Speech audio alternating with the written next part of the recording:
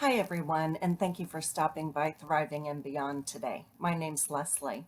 I recently uploaded a video to talk about the way, the perception that the narcissist has as they move through the world and the universe and life and move through the lives of the people near them. The lens of distortion is really what I called it because the distortion of the perception of reality of the narcissist is truly guided by their high level of narcissism or even the disorder. So, when we think about how the narcissist moves through life, keeping in mind that it is through this lens of disorder, we can begin to detach a little bit and keep the perspective that this person does not live in reality because everything viewed, the universe and society and the world and people, everything is viewed through this lens of disorder. It creates a distortion that, as we know, is extremely difficult to live with, be near, be associated with, be in any way connected. It serves the narcissist, however, it does not serve other people. Today, I wanted to talk about one of the largest components, the largest driving factors of this perception, of this lens of distortion. And that really goes all the way back to the beginning. It's likely that none of us will know exactly what factors come into play with the narcissist that we have had in our lives, or that maybe we still have in our lives. However, the factors are quite varied, can be permanent, and create the need in the narcissist to build the false persona that you hear so much talk about. And it is the truth.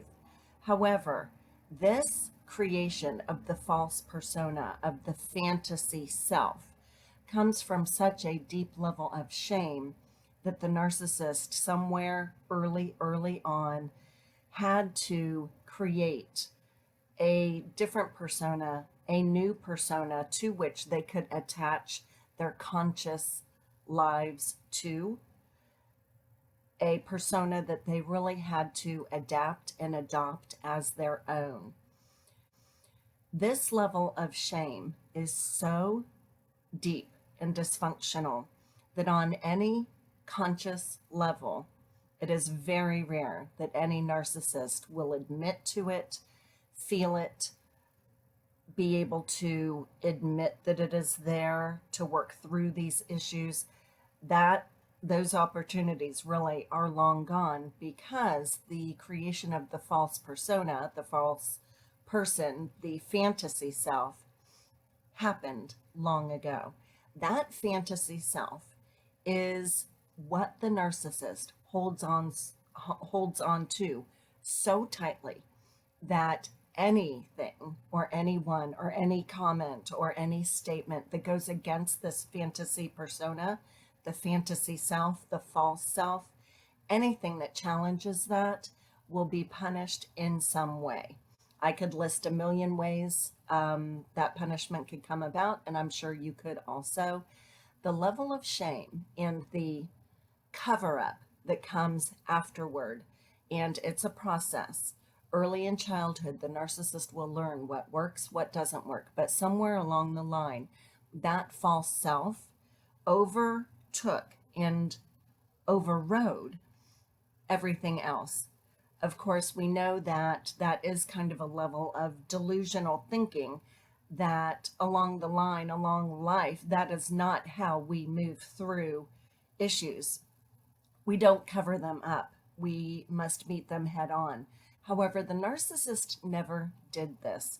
The narcissist instead had a time or a phase in their lives where they developed this fantasy self. Part of this fantasy self is rooted in entitlement. their view of themselves is so skewed and so different that the level of entitlement and superiority is way beyond anything that we would consider normal. And because the narcissist lives this way, the behavior that we see, the behavior that we're exposed to, the behavior that we may witness blows our minds because we simply cannot relate to it. We cannot relate in our normal everyday life saying the things a narcissist would say or doing the things a narcissist would do. It is foreign to us. However, keep in mind, we don't have the false self, that fantasy self that we are trying to protect. We don't have the very skewed perception of ourselves that we would ever believe we were entitled to such special treatment by and large throughout life, day in and day out. Part of the disconnect for survivors comes into play because we are often so bewildered and challenged to relate at all to how the narcissist is thinking about something, or the choices that they make, or the decisions they make. What they say and what they do is so foreign to us because rooted in reality is something that the narcissist is not. The creation of the fantasy self, that persona, is guarded, protected, upheld, and the demand is there that everyone does the same.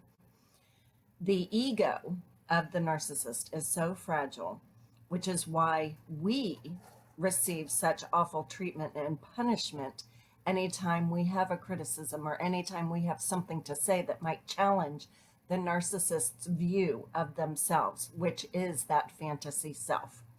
It's a little complex, a lot complex, a little bit complicated, but it all goes back to the overcompensation and the faulty coping mechanism that the narcissist has created in the fantasy self to cover up that deep level of shame from childhood. That childhood trauma or neglect or abuse probably is further exacerbated by brain structure and function abnormalities, heredity, DNA, genetics. It could be a million things. It truly could. But that false persona, the false fantasy self, is part of the lens of disorder that the narcissist has and moves throughout life with, but we are the ones that suffer for it. I hope this makes sense. It is complex.